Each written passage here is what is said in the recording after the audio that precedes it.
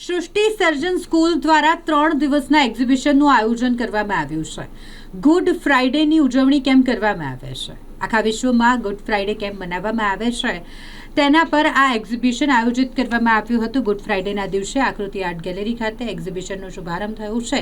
3 દિવસનું આ એક્ઝિબિશન અને જેમાં ગુડ ફ્રાઇડેને લગતી તમામ માહિતી આર્ટ થકી, કલા થકી આપવામાં આવી રહી છે, જેની વધુ માહિતી સંજય મસીહી દ્વારા આપવામાં આવી છે. આજે ગુડ ફ્રાઇડેના દિવસે ખાસ આ પેઇન્ટિંગ એક્ઝિબિશનનું આયોજન કરવામાં આવ્યું છે.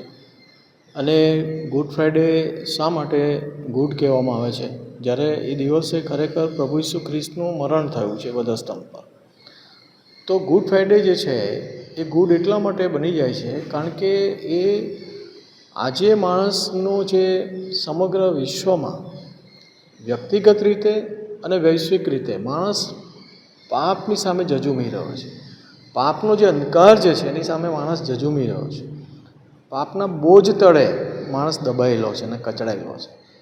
હવે આ પાપની જે સમસ્યા છે એ વૈશ્વિક છે, વ્યક્તિગત છે, માણસના આંતરિક જીવનમાં છે અને એની અસરો આપણે જોઈ શકીએ છીએ. અને એ જાણે કે પૃથ્વી પર જે જીવન જે છે એ કેટલું બધું છિન્ન ભિન્ન થઈ રહ્યું છે. અને ત્યારે પાપની સમસ્યાનો ઉકેલ એ ગુડ ફ્રાઇડે આપણને પ્રકટ કરે છે કે જે રીતે પાપ વૈશ્વિક છે તેમ ઈશ્વરે સમગ્ર માણસજાત માટે, માણસજાતના ઉદ્ધાર માટે પ્રાયશ્ચિત જે છે એ પૂરું પાડ્યું છે. આ પ્રાયશ્ચિત શું છે?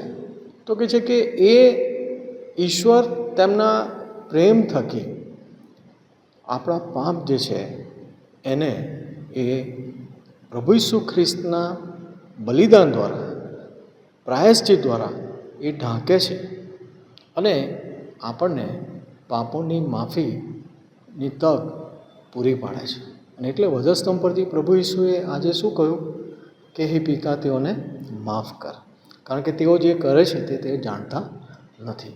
અને એટલે ગુડ ફ્રાઇડે જે છે એ પાપોની માફી માટે આપણને એક તેડું આપે છે, તક આપે છે.